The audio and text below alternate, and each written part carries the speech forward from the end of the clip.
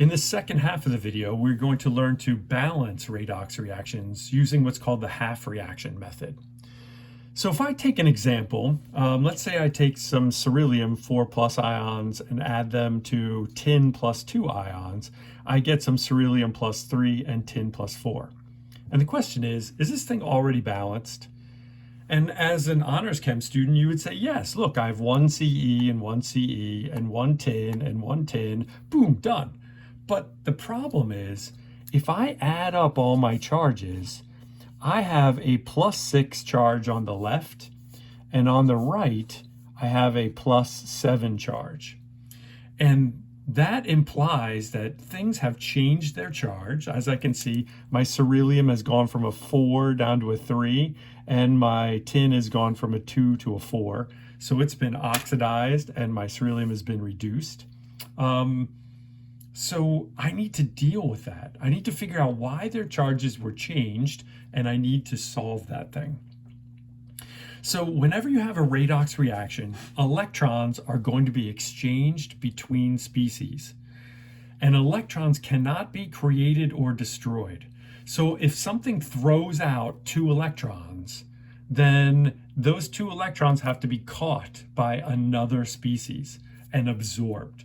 They can't just float around in solution. Electrons are too reactive for that. So if one thing gives away 3 electrons, something else in that beaker has to absorb those 3 electrons. So what we're going to do is we're going to create 2 half reactions by separating our elements into separate things. So I'm going to create my first half reaction by taking my Ce plus 4 and creating Ce plus 3. Okay, so basically I'm going to say take this one and make a new reaction. And we're calling it a half reaction because I literally just took half of my old reaction and made a new one.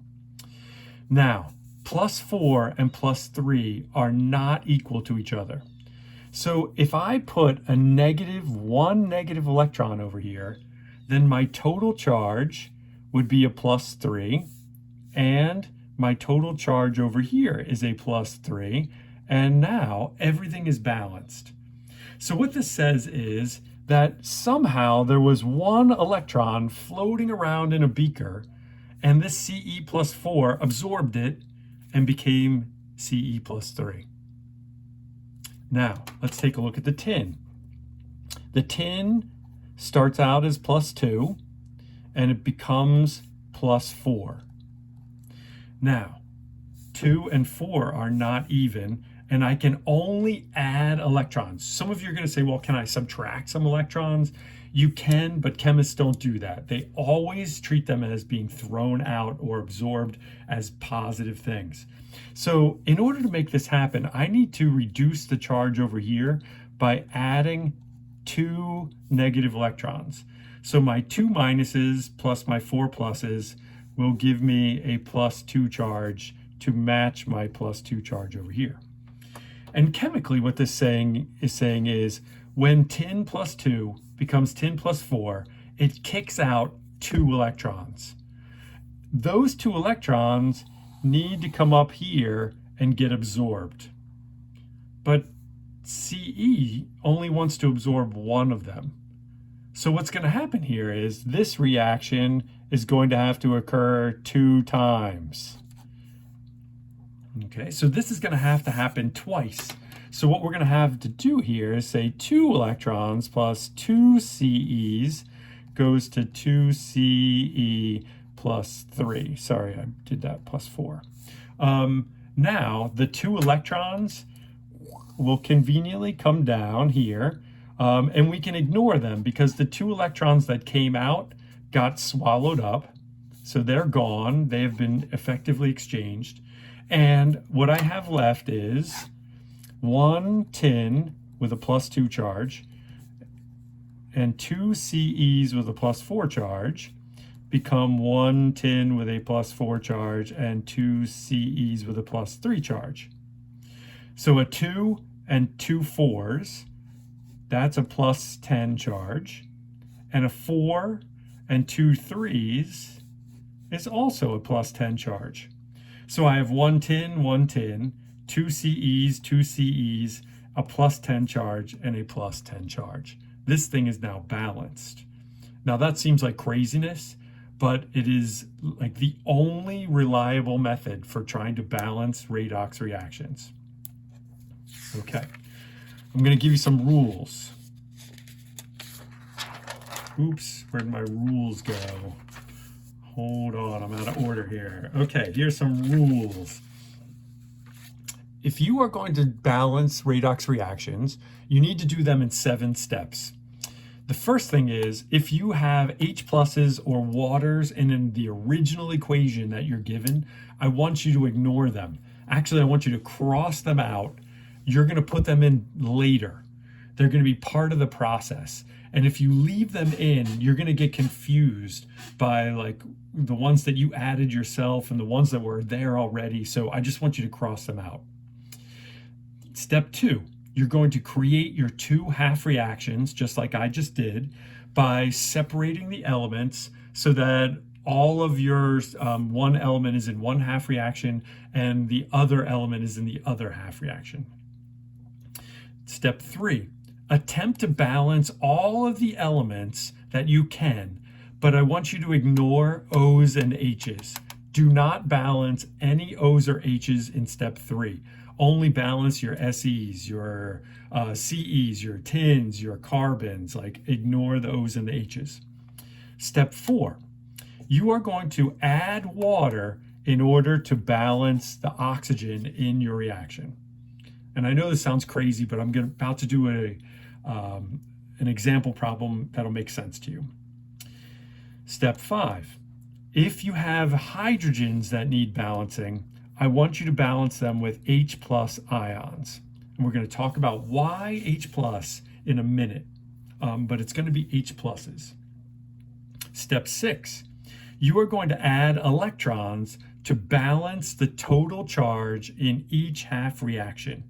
Just like I did in the last one where I added an electron to balance the plus 3 and the plus 4 of the CEs. And then finally, step 7, you may have to multiply one of your half reactions or both of your half reactions by a constant to make sure that all of your electrons that got kicked out are also absorbed, that all of the electrons that were lost by oxidation are also gained during reduction. Okay, so let's take a look at this example. Let's say that I have a permanganate ion and a copper 1 ion in an acidic solution. So the problem will tell you that you are in an acid solution. It may tell you that you're in a basic solution, and we're going to treat that in another video. For now, everything I do will be in an acidic solution. Oops, that doesn't, there we go. So first of all, thing you need to know that so far in your chemistry career, you've always ignored the water. But in this case, the water is not a bystander. It's not just the thing that the chemicals are dissolved in. It is going to become a reactant, or it could become a product. Okay, but I need you to know that it is involved in the reaction. I also need you to know that the fact that this is an acidic solution is super important. It's an additive. It's going to be involved or produced in this reaction as well.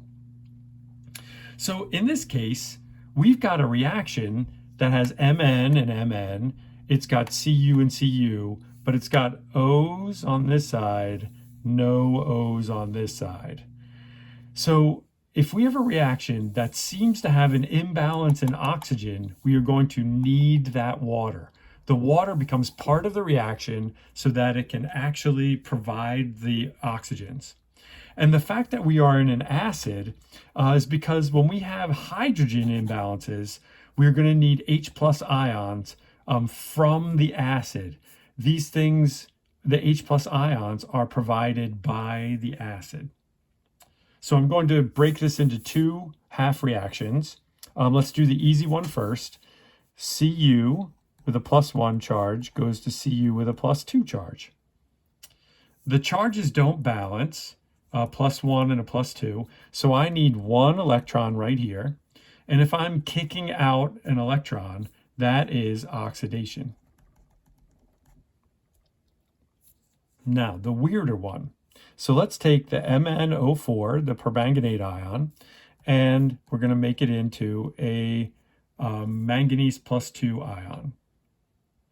Now, the steps, it said, first of all, if you have any water in there, which we don't, you should ignore it. So we can skip that. I just created my two half reactions, and now I'm going to attempt to balance my elements. So I have one Mn and one Mn. That's already balanced. I don't need to do anything. So then on the next step, step 4, we need to fix the waters. I have 4 oxygen here. So I'm going to add 4 waters. So 4 O's come from the water to give me my 4 O's over here. Now, step 5, that messed up my H's. I now have 8 hydrogens. So I'm going to come over here and I'm going to add 8 H pluses. I have to add them in the form of 8 H pluses because I have an acid. I don't have H atoms running around in my beaker. I have an acid, which means they have to be H pluses. Now, if I look at my total charge over here, 8 pluses and 1 minus, that is a +7 charge. But over here, I only have a +2 charge. So a +2 and a +7, they are not equal to each other. So I need to balance out that charge in step 6 by adding 5 electrons. Because if I add 5 electrons, that's 5 minus, 8 plus, and another minus. So I really have 6 minuses and 8 pluses. That's a +2 charge to balance my +2 charge on the other side. Now, the copper reaction is kicking out 1 electron, but the manganese reaction wants to absorb 5. So how do I fix that? I have to do this reaction up here 5 times, right? Oh, and by the way, if I am putting my electrons on the left side, that means I'm gaining them. This must be reduction. So let's get back to this 5 times thing.